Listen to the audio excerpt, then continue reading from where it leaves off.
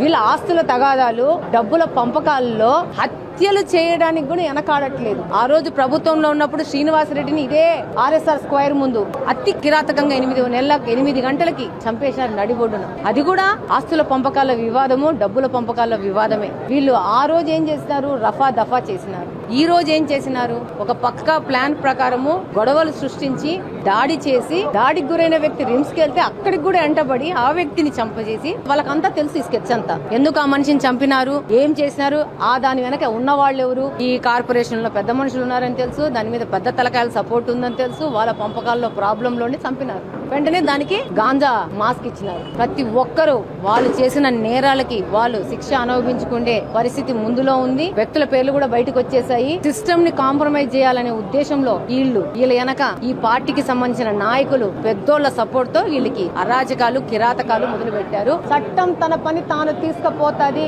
ఎవ్వలని వదిలే పరిస్థితి లేదు. ఏం వైకాపా పార్టీ ఏమన్నా అధికారంలో ఉందనుకుంటున్నారా? తెలుగుదేశం పార్టీ ఉంది. నిర్మోహమాటంగా, నిర్భయంగా నేరానికి పాడుపడిన వ్యక్తులు డెఫినెట్ గా శిక్షను అనుభవిస్తారు. ఈ యొక్క విధానాన్ని కడప నుంచి మనం అందరం పాలదోలాలా. ప్రతి ఒక్క సామాన్యుడు గుండె మీద చేయి పెట్టుకొని నిర్భయంగా పండుకునే పరిస్థితిని కడపలో తీసుకురావాల్సిన అవసరం ఉంది.